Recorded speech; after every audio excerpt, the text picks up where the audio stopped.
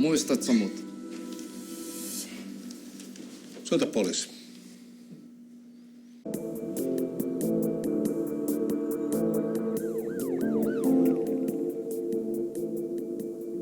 Vähän väliä käyvät.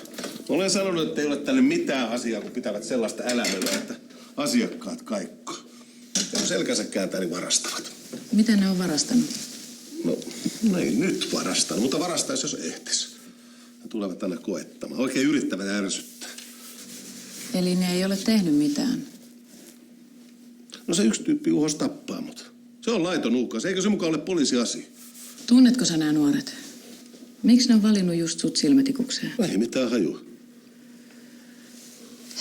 No entä tuntomerkkejä? 16-18-vuotiaita. Pari suomalaista ja loput tätä rättipäätä ja neekeriä.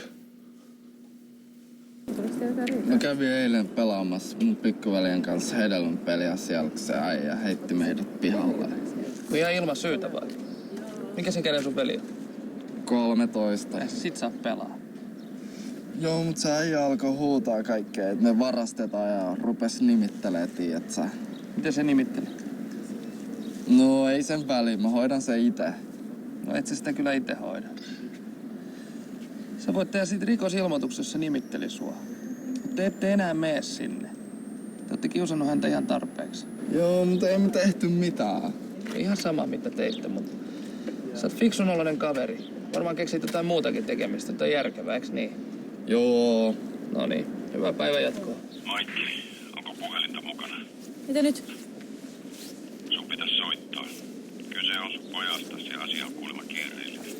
Varsinkin rouva. Herra tuntuu olevan ihan 100 metriä tossa. Sanoitko Perhon kadulla? Perhon kadulla. Tossa, Joo. hyvä. Jani! Joo.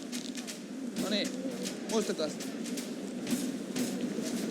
Ei ole tänne enää mitään asiaa. Mä sanoin, että jos tuo jätkä vielä kerran tulee tänne. Mä näytän sulle. Mitä sä teet? Haluatko nähdä, mitä mä teen? Hei! Nyt ei enää sanaakaan.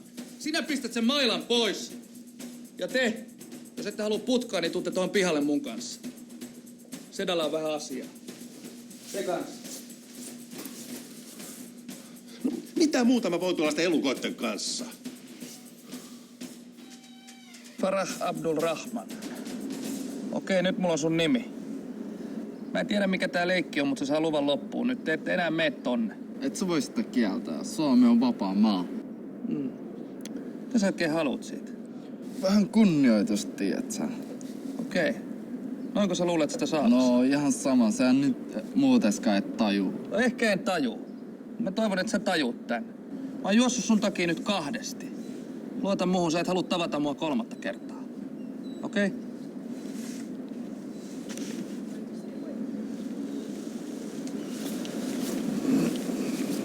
Mitä sä sanoit sille? Ihan vaan puhuttiin niin kuin mies miehelle. Silleen, että viestikin meni perille. Pahoinpitely, Perhonkatu 6, nuorisojoukkojossa 2 arabia, somali ja pari suomalaista. Eikö tämä 3. kerta tänään sama osoite? Pysähdy! Pysähdy! Lopeta se riuttaminen! Puu kiinni nyt! Lopeta se riuhtominen! Käsi sivulle! Kohdan kiinni. Sivulle! Tarvitaan kuljetus Perhon kadulla. Ympäri! Lyö poliisi. Sitten mä tavaus päästä irti. Pakkohan sut on raudottaa, kun sä et niitä tajua. Sattuu. Ai. Puhetta usko. Nyt toinen käsi. Hyvä. Noniin. Loppuhan se höpötys. Saatana, kun ei sanaa usko. Mä olisin hoitanut tän nätisti, mutta ei kun ei.